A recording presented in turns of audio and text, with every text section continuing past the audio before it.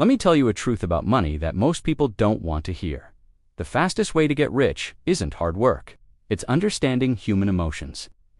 Every billion-dollar industry, from tech to fashion to finance, sells one thing, and it's not what you think. They don't sell products, they sell feelings. Let me explain. Number one, think about what men are sold. It's not just a fast car or a fancy watch, it's lust. They're sold the feeling of desire. The ads show them power, status, the fantasy of being admired, the promise of attraction. The car isn't just a machine, it's a symbol of masculinity and success.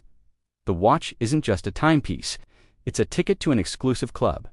The dating app isn't just software, it's a gateway to endless romantic possibilities. They're not buying an object, they're buying an identity, a feeling of being wanted and respected. Sell the vibe, and the product becomes a must-have. Number two, now, let's look at what women are sold. It's beauty, but it's packaged as insecurity. The message, spoken or unspoken, is constant. You're not enough. Until you buy this cream will make you younger. This dress will make you desirable. This diet will make you worthy.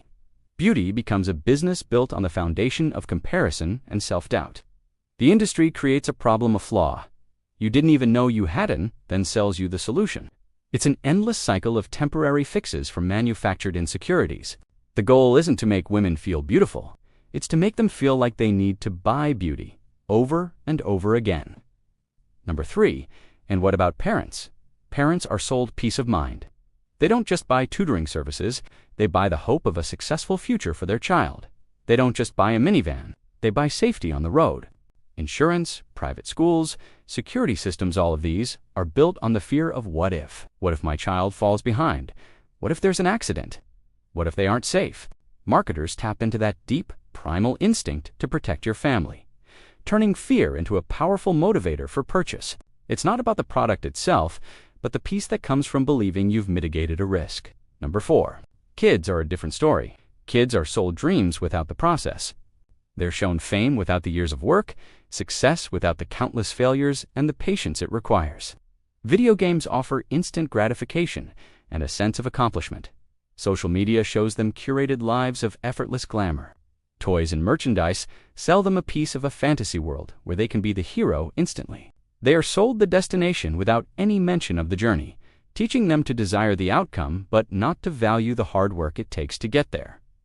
Number five, what do wealthy people spend their money on? You might think it's luxury, but it's not.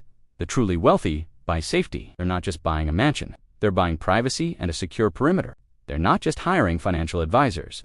They're buying protection from market crashes and bad investments. Lawyers, tax loopholes, offshore accounts, these are all tools of protection. Why? Because when you have a lot to lose, the fear of losing it becomes far more powerful than the desire to make more. They're buying a fortress to protect what they've already built. Number six, the last, and finally, the most dangerous one of all. The broke are sold hope. But it's a counterfeit hope. It comes in the form of get-rich-quick schemes, lottery tickets, and seminars that promise financial freedom for the price of a weekend course. It's a business model that preys on desperation, selling empty promises and fake shortcuts to people who are looking for a way out. This is the dark side of selling feelings, where hope is weaponized to exploit the vulnerable, keeping them trapped in a cycle of false starts and disappointment. Do you see the pattern? It's the same game, just different packaging.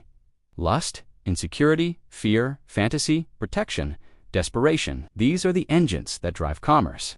It's a formula that has been used for centuries, and it works because it targets the most fundamental parts of our human nature.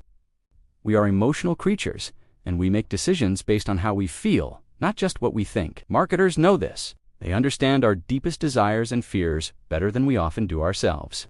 They don't create these emotions, but they certainly know how to amplify them and attach them to a product. But here's the good news. This is not a life sentence.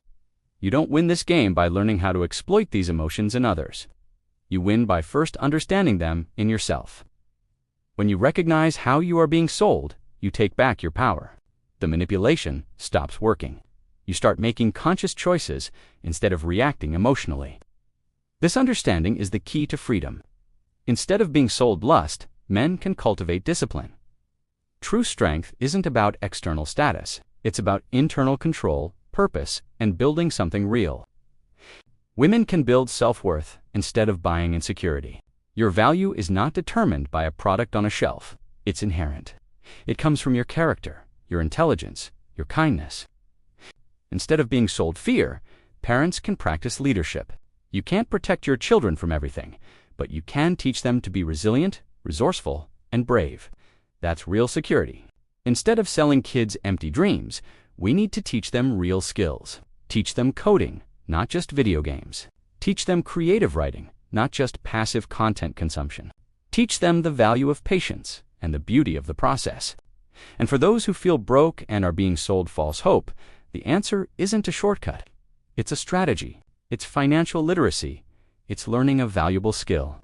It's building a plan, one small, consistent step at a time. The path to wealth isn't a lottery ticket. It's a blueprint. When you stop being manipulated by your emotions, you start becoming powerful. You stop being a consumer of feelings and start becoming the creator of your own reality. You see the world not as a series of ads trying to sell you something, but as a field of opportunities that you can navigate with intention and clarity. You become the one in control. If this got you thinking and opened your eyes to the game happening all around us, hit that subscribe button. Don't forget to like and comment. Let's keep discovering these truths together. Thanks a ton for tuning in. It really means a lot to me.